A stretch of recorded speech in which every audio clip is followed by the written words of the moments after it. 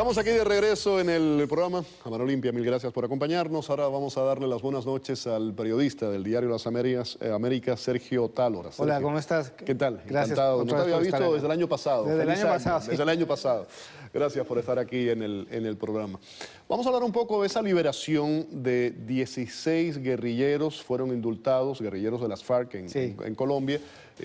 Tu análisis y cómo encaja esto en el proceso de paz que para algunos está llegando a buen puerto ya casi al final. Sí, ya casi llega al final y son guerrilleros que de todas maneras no tenían, o sea, estaban en la cárcel por el delito de rebelión, pero no tenían, digamos, grandes hechos de violencia, que es lo que finalmente va a desarrollarse durante todo este proceso. Una cosa son los dirigentes o todas las personas que han estado vinculadas o que confiesen que han estado vinculados a delitos graves, crímenes de lesa humanidad, y otra cosa son los guerrilleros que han cometido delitos de rebelión pero que no tienen crímenes de lesa humanidad encima.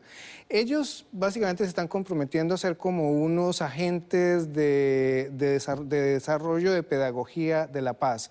Por eso 4 de ellos fueron a... Eso es lo que dice el gobierno, ¿no? Eso es lo que están y lo que plantean ellos también en su comunicado. 4 de ellos les dieron la autorización para ir a La Habana, a hablar con los negociadores, a hablar con el gobierno, a hablar con todos los que están involucrados en el proceso para tener, digamos, una información de primera mano de todo lo que está pasando y de todo lo que ha pasado y lo que va a pasar en este proceso. Entonces, esa es digamos que esa es la situación en este momento de estos guerrilleros que han sido liberados. A ver, Sergio, desde tu punto de vista, Colombia, a través de los años, con la guerrilla, ha habido una gran violencia, el narcotráfico también, y eso ha sido un largo proceso, un largo camino para conseguir la paz. Varios presidentes, de una u otra forma, lo han intentado, ninguno lo había conseguido, grandes fracasos en el pasado.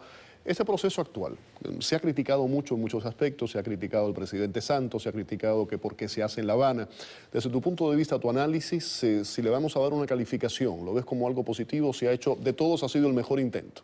Claro, ha sido el mejor intento porque además ha habido condiciones que lo han permitido. Condiciones militares, condiciones políticas, condiciones internacionales. El momento. Exacto, es una confluencia, o como se dice, los astros estaban alineados, ¿no? para llegar, digamos, a este escenario. Y es un escenario que es muy difícil porque fíjate que yo creo que en este momento hay también una fuerza muy importante, muy fuerte y muy poderosa que se le opone a ese proceso de paz, que son todas esas fuerzas que están aglutinadas, digamos, alrededor del expresidente y hoy senador Álvaro Uribe Vélez. Él representa un factor de opinión, un factor de poder muy importante y de una manera u otra ¿No todos los colombianos quieren la paz? No, yo creo que no todos los colombianos. O sea, cuando hay quienes dicen que no, lo que pasa es que todos los colombianos quieren la paz, yo creo que no. Hay unos que no quieren la paz, hay unos que se han alimentado de la guerra, que han hecho negocios con la guerra y que seguramente no buscarán o mantener ese negocio o piensan todavía que es posible derrotar a la guerrilla mediante la fórmula del fuego, ¿no? Los acuerdos que se han firmado hasta ahora, ¿qué cambiarías? ¿Qué no te parece bien? ¿Qué crees que no se ha manejado de la forma correcta? Bueno, yo creo que un punto muy preocupante es el tema del referendo. O sea que... ¿Por qué? Es preocupante porque yo creo que el gobierno en este momento no ha generado una mayor información o sea, obviamente se sabe las líneas básicas del acuerdo, pero hay elementos que no se entienden o que por lo menos la gente no lo entiende a veces. Por ejemplo, todo lo de la justicia transicional. Ese es un proceso de justicia muy importante, pero que no es fácil de entender, y sobre todo cuando hay muchas personas que sufrieron en carne propia los efectos de la guerra, el secuestro por parte de la guerrilla o el asesinato de familiares o de personas o de amigos cercanos de la guerrilla. Eso no se entiende. Y yo creo que el gobierno tiene que hacer una pedagogía, pero una pedagogía de verdad importante, política. No tienen las herramientas, la información suficientemente clara para tomar una decisión adecuada, correcta? Exacto, no hay una y definitivamente el discurso, digamos, de quienes se oponen al proceso de paz, no hablemos de los enemigos de la paz porque pues, eso puede sonar como un lugar común, digamos a los que se oponen a la paz y los que no quieren que, digamos, esa fórmula llegue a buen término, digamos que han logrado en cierta forma confundir a la gente y en cierta forma pensar que lo que se está desarrollando en este momento es un proceso de entrega de las instituciones y de darle una ventaja importante a la guerrilla en esta negociación y sobre todo que es una negociación con impunidad. Eso me parece a mí que son temas muy difíciles, que hay muchas personas que creen que es así y creo que el gobierno ahí tiene que jugarse muy a fondo para que la gente entienda que es una última oportunidad para un proceso como este. Además, creo que ya se ha vuelto irreversible. Fíjate lo que pasó con las Naciones Unidas y con el Consejo de Seguridad y esa comisión para verificar el fuego. Es lo que te quería preguntar. Esa comisión de Naciones Unidas, monitorear lo que es el cese al fuego y también una verificación de la entrega de armas. Sí. Decía hoy Álvaro Uribe que a él no le parecería que fuera válido o le parecería preocupante que las armas fueran entregadas a Venezuela. Yo nunca he oído el tema que las armas las entreguen en Venezuela. ¿Dónde se dijo eso? ¿Dónde está eso? Eso lo planteó hoy Álvaro Uribe en un video por YouTube, dijo eso. Yo no entiendo francamente de dónde sale esa concepción de poder entregar las armas a Venezuela. Lo claro es que va a haber unas 7 zonas u 8 zonas de, digamos, de desmovilización de las FARC que coinciden con las zonas donde ellos han tenido influencia. ¿Eso que es otra zona de distensión? No, porque eso es muy distinto. La zona de distensión fue para negociar un proceso que no llegó, que no llegó a ninguna parte. Estas son zonas en diferentes partes del país donde se van a desmovilizar ya con los acuerdos firmados. O sea, que es muy distinto a ese momento del Caguán donde eso era más o menos una lotería. A ver, Sergio, ayúdame a entender esto. ¿Cómo se diferencia, estamos hablando de las FARC, el Ejército de Liberación Nacional, el ELN? ¿En qué se asemeja y en qué se diferencia de las FARC?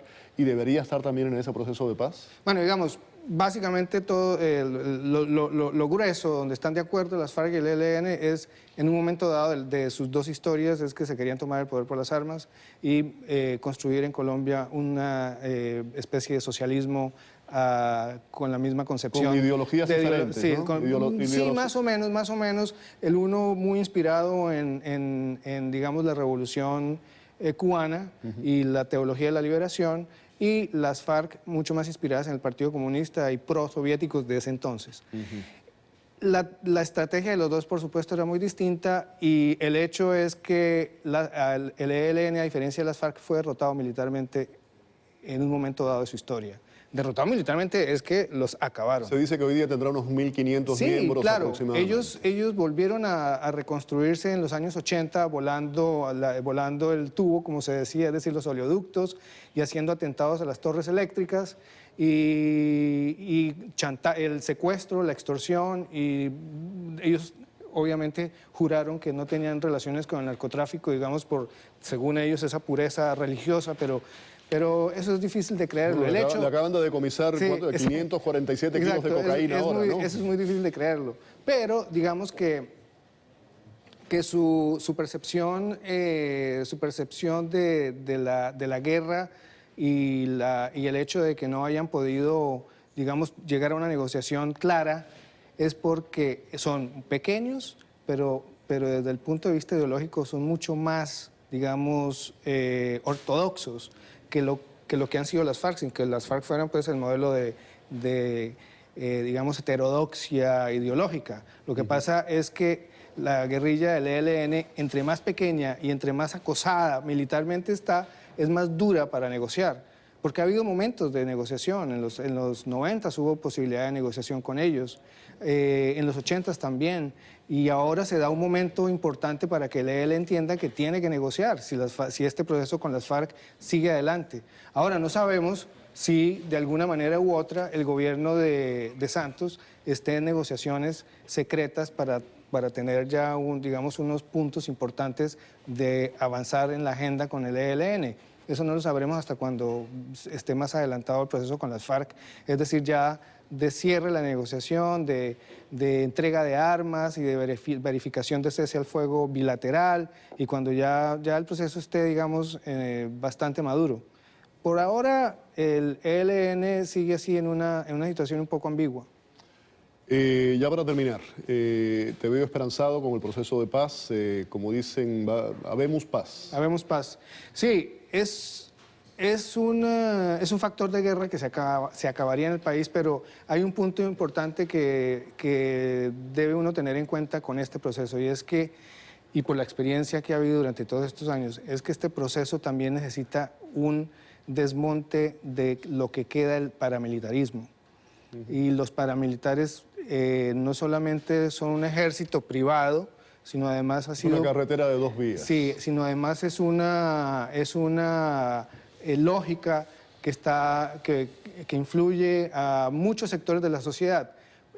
O sea, hay empresarios que creen que es necesario apoyar el paramilitarismo, hay sectores políticos que han tenido relaciones con el paramilitarismo, y ese es un punto fundamental. Es decir, si eso no se resuelve, bueno, y por supuesto sectores militares también que han tenido relaciones, si eso no se resuelve, si eso no se controla, si de verdad no se logra extirpar el tema paramilitar en Colombia, el proceso con la guerrilla va a ser mucho más difícil. Mucho más difícil. Sergio, gracias por haber estado aquí con mucho nosotros gusto, gracias por invitarme. Vamos a la pausa, volvemos.